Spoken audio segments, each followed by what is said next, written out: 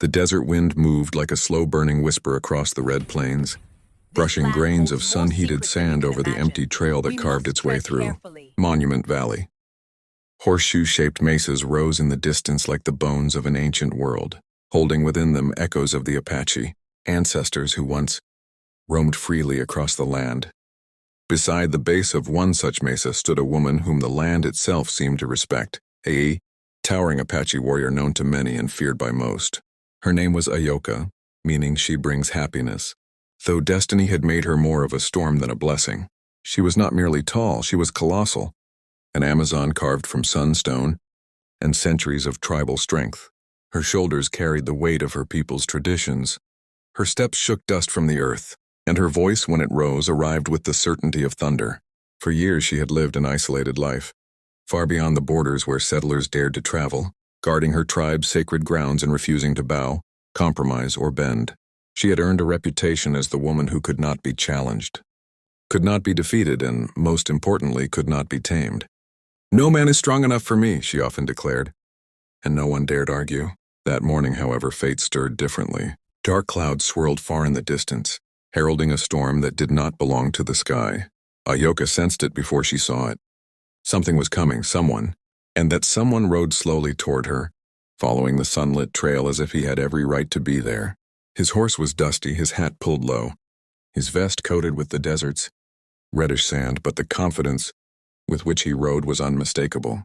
He was lean but strong, with a quiet power in his posture and a calm steadiness that seemed out of place in the harsh land. His name was Colt Dawson, a cowboy who had survived more gunfights, broken deals, and desert nights than most men could count. But he had never seen anything like her.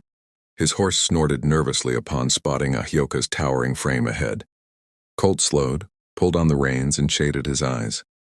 "Well, I'll be damned," he whispered. Ahyoka stood like a statue of an Apache goddess, tall, fierce, dressed in earth-colored hides that accentuated every line of strength. Across her broad shoulders and powerful legs, her braided hair draped down her back like obsidian ropes, and the feathers woven into them fluttered like battle signals. Colt didn't reach for his gun. He didn't flee. He simply dismounted and began walking toward her, hands relaxed at his sides. Ahyoka narrowed her eyes.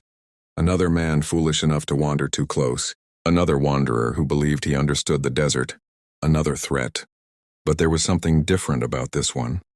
He wasn't afraid.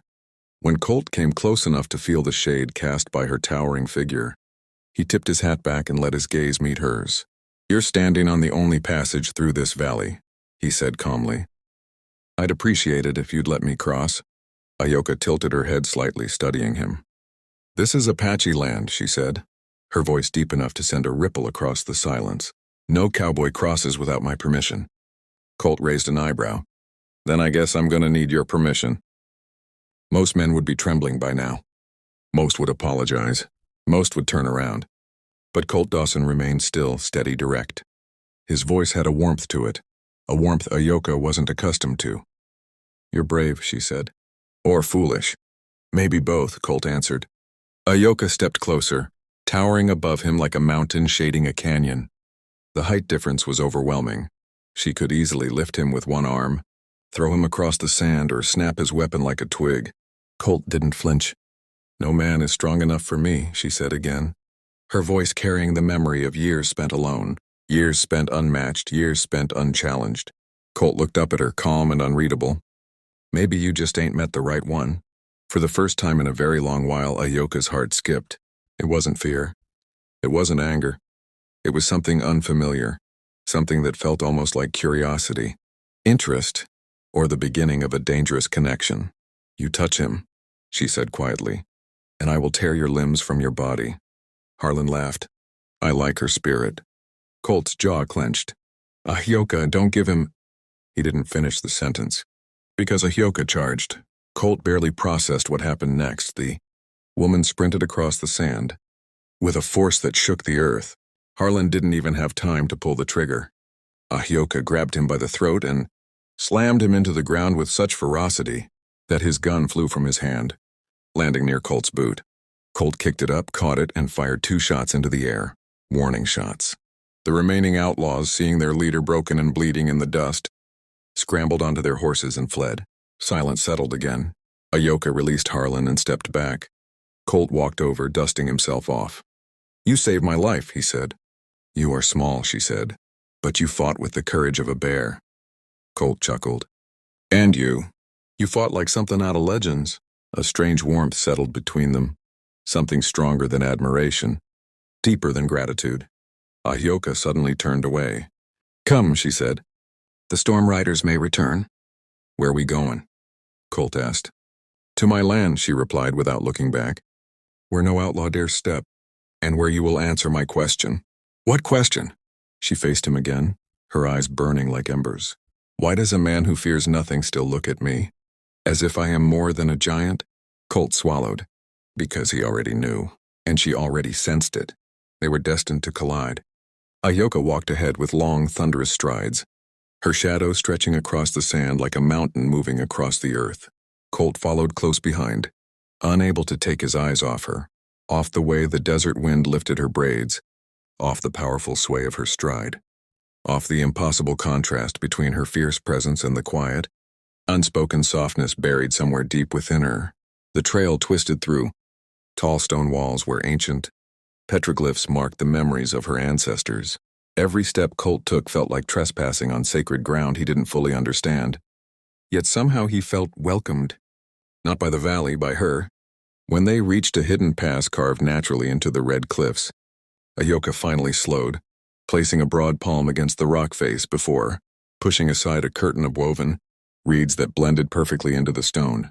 Behind it, the path opened into a lush canyon oasis, and impossible pocket of green life tucked between dead deserts. Water pooled in a clear spring surrounded by yucca blossoms and smooth river stones. Birds fluttered through the canopy of small desert trees, and a narrow waterfall trickled from the rocks overhead like liquid silver. Colt stared. "This is beautiful." Ayoka nodded. "My mother brought me here when I was a child. She said this place holds the dreams of our people." Colt stepped closer to the water, feeling an unexpected peace settle over him. "You live here alone?" She looked away. "Alone is safer for them. And for me." Colt understood the hint of pain behind her words. Strength had kept her alive, but it had also caged her heart. "You didn't have to save my life today," he said. Her back stiffened. "I protect what is mine." Colt blinked. "Yours?" Ayoka turned, towering over him. Yet something vulnerable flickered in her dark eyes.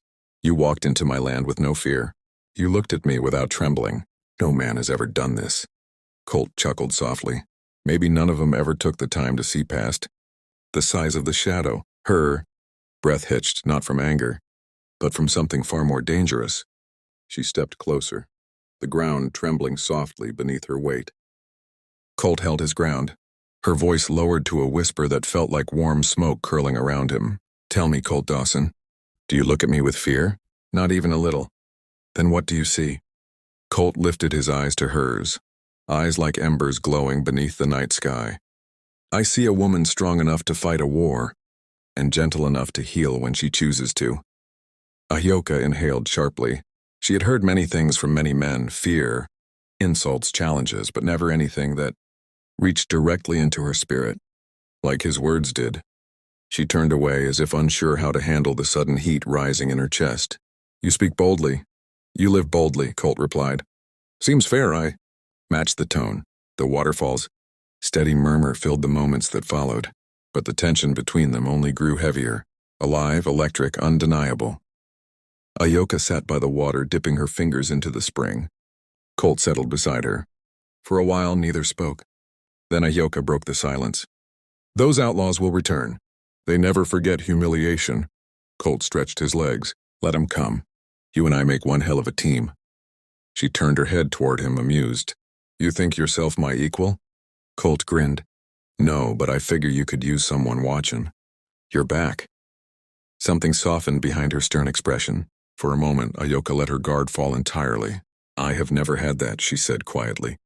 Colt didn't respond with words.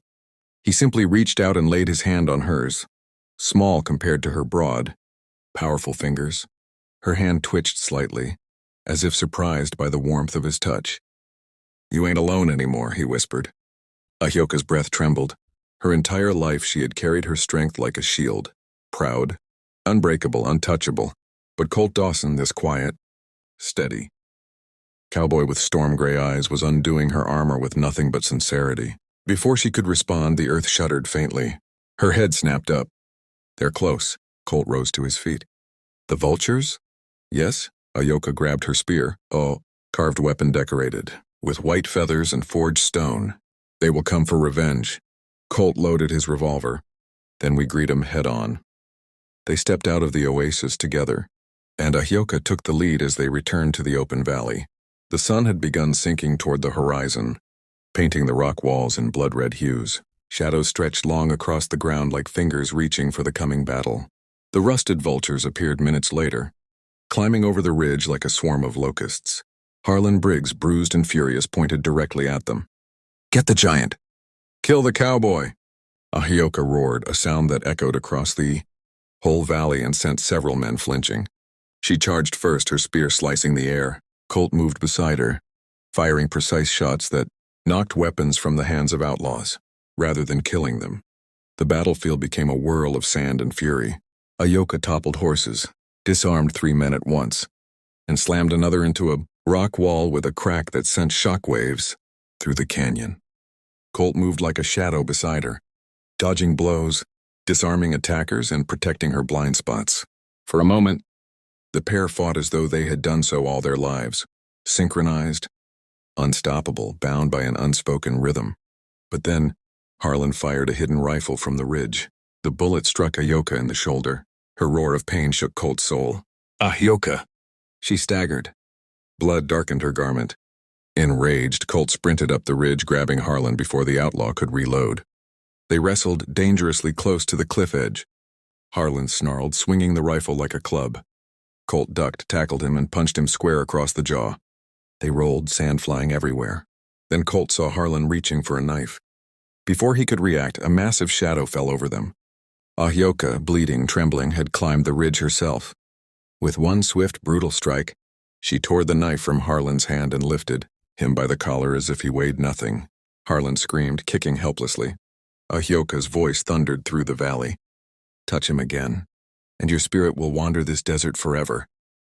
Harlan dropped his weapon, sobbing. Ahyoka let him fall to the ground. The remaining outlaws fled in terror. The valley grew quiet once more. Colt rushed to her side. "You're hurt, let me—" She sank to one knee. "It is nothing." "That's not nothing," Colt said, ripping a strip from his shirt to press against the wound. Ahyoka winced, gripping his forearm tightly, almost too tightly. But she didn't pull away. He bandaged the wound as best he could. "You saved my life again," he said softly. Ahyoka met his gaze. Her voice was low, trembling not from pain but from everything she'd tried so hard not to feel. "You fought beside me. No one has ever done that."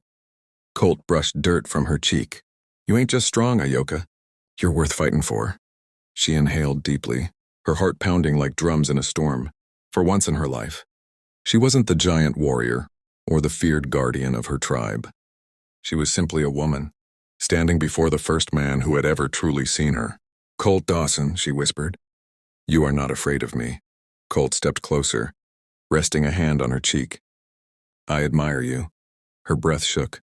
"You think yourself strong enough for me?" Colt smiled gently. "I think strength ain't measured in size. It's measured in heart." Ahyoka's eyes softened, the fire in them now warm instead of fierce.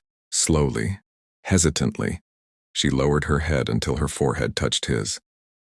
Their breaths mingled in the warm desert air. "No man is strong enough for me," she murmured. "Until now." Colt's voice dropped to a whisper. "Then don't let me go." The sun dipped into the horizon, painting the sky in purple flames as the giant, Apache woman, wrapped her arms around the cowboy, carefully, protectively, reverently. For the first time in her life, Ahyoka allowed herself to be held, and for the first time in his, Colt Dawson felt what it meant to stand beside a legend. And from that moment forward, they faced the desert as partners, warriors, equals. Two souls strong enough for each other.